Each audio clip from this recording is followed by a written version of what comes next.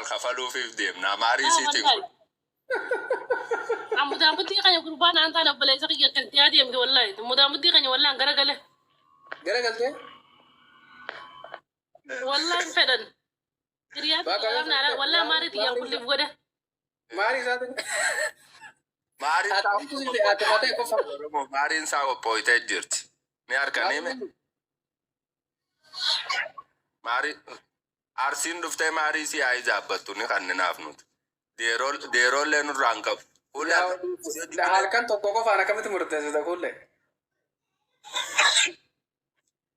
balay sa kanya kan jilba gurguddata gurbaan wallahi maal satin kilaashi isaan dukka'u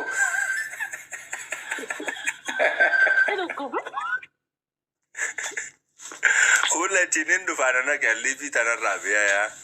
yoo kilaashi isaa takka nyaatu koo kilaashi isaa takka nyaate dhaboo ka afurtama kana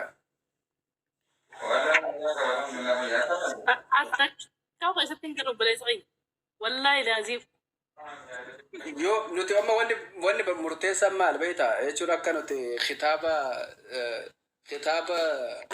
dubraa fi dardaraa irraa qaraanetti shamarri kilaash dhiiraa feetii jechaa tokko dhageenye yoo kilaash bareedaa qabaate soo kee rakkoon qabu tamiilaa takka juma irraa qabatta. udah mudi afaan oromoo siin galu gurbaan ni gurbaan bikin taksi over mamal ni beektanii me lafti tu bahu tu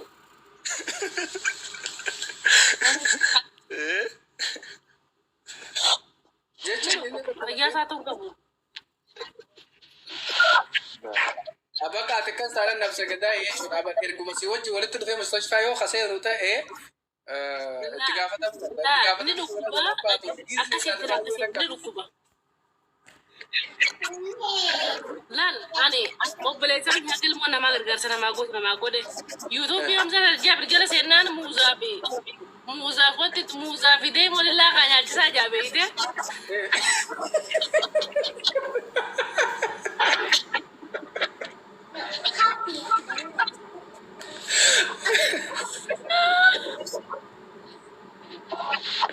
sabun tu bote ada hal kerana tu kau panilnya nyaki seolah shunkurti jala oh muza video mau so tempat shunkurti jirtu khadala ti rumane shunkurti pal long time bayar di pal long time dia cuma itu apa faranji faranji Kanada deh itu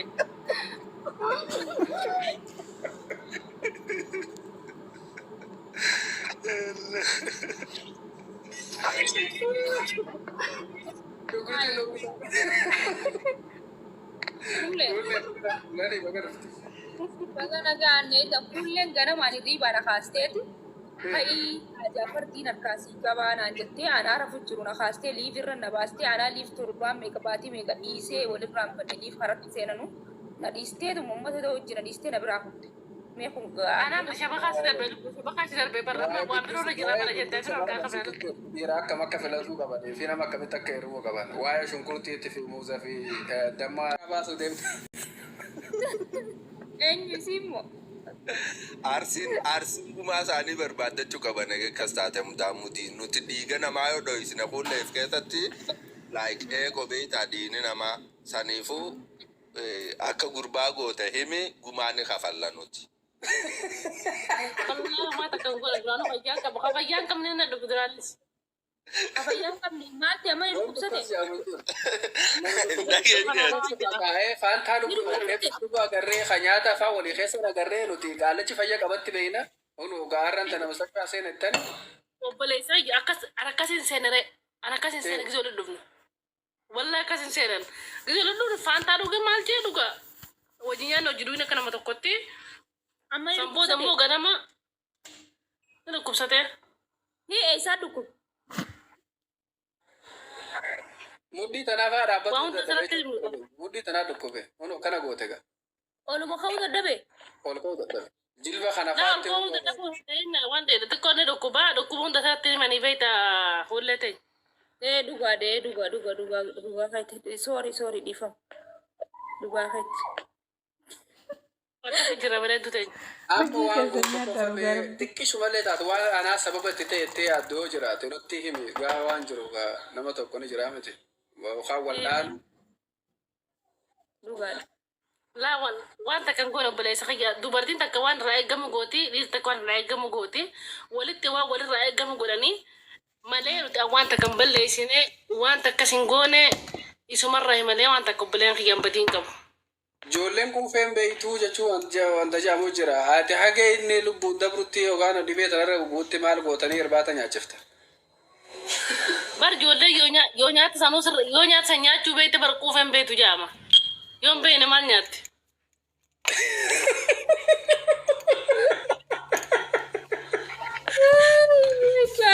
Maal jechuu? Jechuun inni nyaatas kan tola nyaata hin dandeenye bifa tanaan ammaan tana maqaa balleessa jechuudha.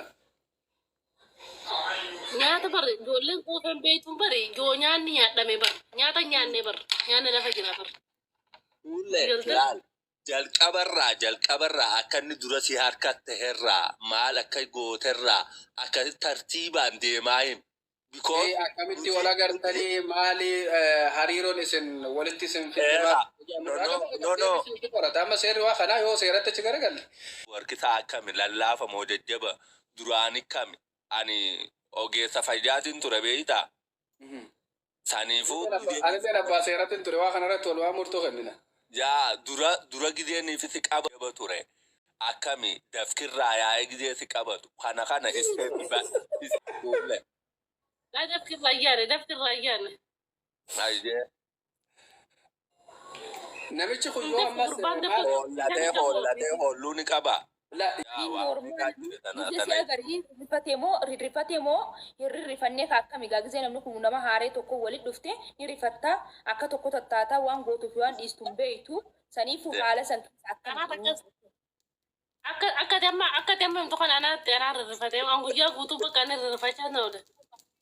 rirrifachaa ooltee maal gootu waan ni dhiistuuf waan ni gootu qalbiin bikka meeqa si faffacaatee faa waa meeqa yaadattee faa ta dhiistuuf ita gootu wallaalte kaa. Laa ani guyyaa yaaddeetiin galgala kan waan na eeguun beeku jee akkuma dubartiin takkisii heerumtu yaaddootti yaaddee malee waan biraan qabu. Dhukkubni biraan natti hin dhagaamne. yaa ati wanti waan nyaata booda fudhatan peepsillee qopheeffattee akka jirtu himtee jirta. Kaa peepsii nyaatarra na dhoorkee bara. Peepsiin dhuginaan jee jaatti nama peepsiin dhugdu. Maal malee bishaan malee moo?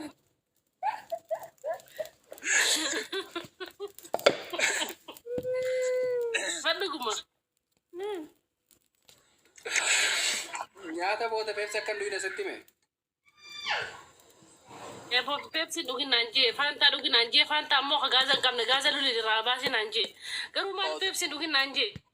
Odoo manatti wajjin galin peepsiin dhugin siin jee akka tokko tatteeni kalkale seetichiniiti. Sheekaami waa hunda dhuga jeetuma fudhate laa. Odoo manatti wajjin galin peepsiin dhugin siin jeeme. Peepsiin dhuginii amma kana peepsiin dhuginaan jee beektee kan dhugumee abdii jaarsaa nama godhan jeetiin dhiisee beektee tuffachuun gaarii nama kana. Amma shayii sanjabiilaa takkaan nu dhufe sanjabiilillee gaarii miti naan jee qaama dhalaatiif. Amma kaatuni guyyaa dabarta guyyaa teemu jirtaa mituni guyyaa siin jee odoo walitti. Baadala kideen dhaasan. Badaan haasawin. Yaa nyaata booda maaltu ta'edha erga daabboo aananii tuqattanii nyaattan booda maaltu uumame wanta jedha. Mujees mudaa mudii yoo arraayet. Ol seenaa duraan dhukkuban seena. Eessaa dhukkub?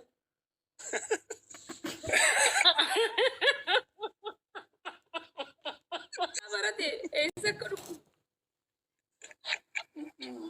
Maal jechuun? Waan rifaasaadha waan akka malee garaa nama nyaatu akka nama tokkotti nuti akka dhiiratti waan nutti dhaga'amu egaa gaddineerra waan inni isa mudatu. Sanumaan naan jedhe beeyta. Akkatti hin ciisu jira beeyte. Yaa kamitti? Ciisutti jira beeyte.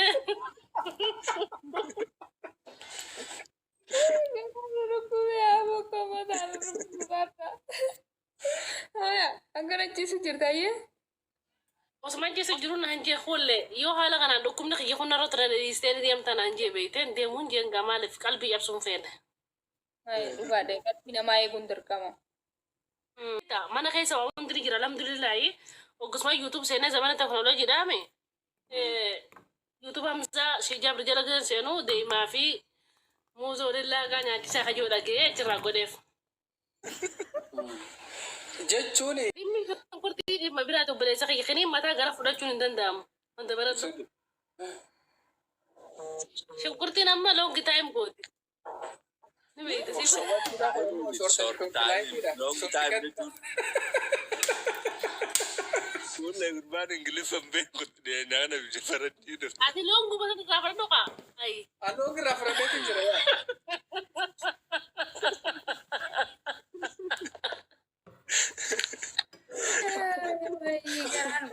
Wallahi. Dhagaanutti dhagaamee akka tokkotti baay'ee gaddina. Ati jaarsa ta'uu isaanii beekta waan isa maratateef ni beektaame suutamaan jeen suutamaarraan jeen maadaa darbeessi suutamaarraan jeen. Si walaa namoorratti hojjechuudha moo habaraa barbaaddachuudha? Namoonni barbaadu ilmaan Oromoo du'aa biraa dhaabbatan. Rabbi nuuf haa fayyisuu siif haa fayyisuu. Gargaarsa barbaaddaa jechuudha. Gargaarsa du'aayii. Du'aa hin barbaada du'aa wanta caalti harka rabbi jala naa qabatan ilmaan Oromoo.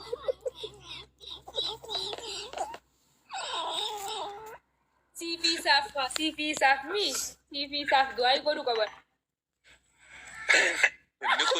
Inni kuta kuulee warratti inni kuta inji karaa kuta.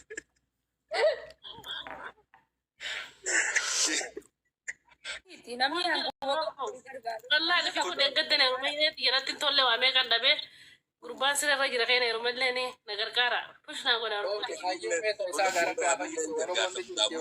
Odoo isan argitanii maqaa sheeka maaliin gargaarsa walitti qabamuuf jira. Maqaanis akkas taanaan keessa buufadheetiin jira. Keessa buufadha. Wallahi keessa buufadha. Duraana shanillee haa ta'u keessa buufadha. Wallahi rabbi irraa harkattan jazaadha. Baarakallaa. Anu numan jira bileetti waamee kan sheeka maalaa akkuma seenee jira namni rabbiin dandeettii kanneef saniifuu du'aan eenyu maqaan kee? namni kun keessa namaara laal namni hundi akka laaltanii miti. Fayyaa namaa rabbumaa beera. Sigaltee amma inni laayifii seenee kaayee galgala. Ni qoflata taphatanii akka fedhe jettaa sigaltee keessaa dhukkuba. Dhukkuba hundas gubbatti hin dubbatanii.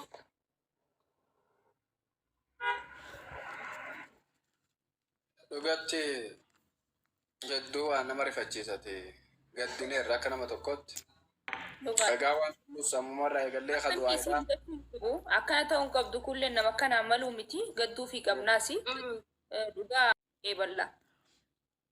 Abboo abbaa manaa. Wanni rabbi irraa dhuftee hamtuun qabdu warri du'aa naa gootan du'aa na bira dhaabbaddaa warri na gargaaruu feetan warri na gargaaruu feetan.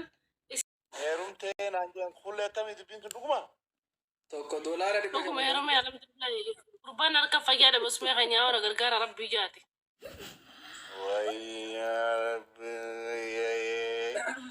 Maal jechuun kullee? akkana goote halkan tokkoon dhiira walirra buufte gaama. Ati duraanuu heeruma osoo akkam jechuudha gaa? Osoo naan waliin heerumuun tun akkam isila? Yaa osmee tanya iree fi duuti kana kuccaa bara osmee kanya wallaa jaaladheetii miti an akkuma tasaan naar akkaataa ta'e akkana seenan illee ni akkuma tasaa.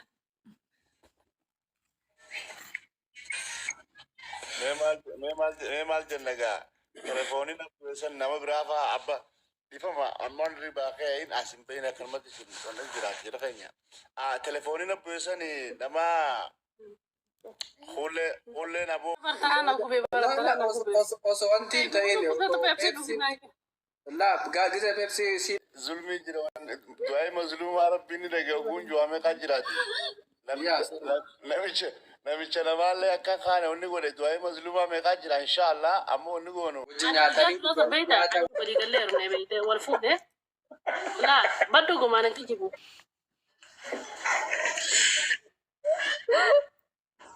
bakka kanatti jechuun bargaa fedha gaa'ee gaafa yaada tokko naa dhufe uummata dura haa turte manguddoo.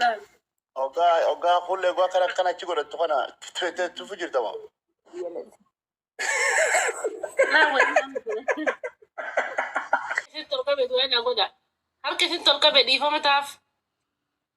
Ilman oro magaratin ge. Ilmo de bijar tra ba kamude.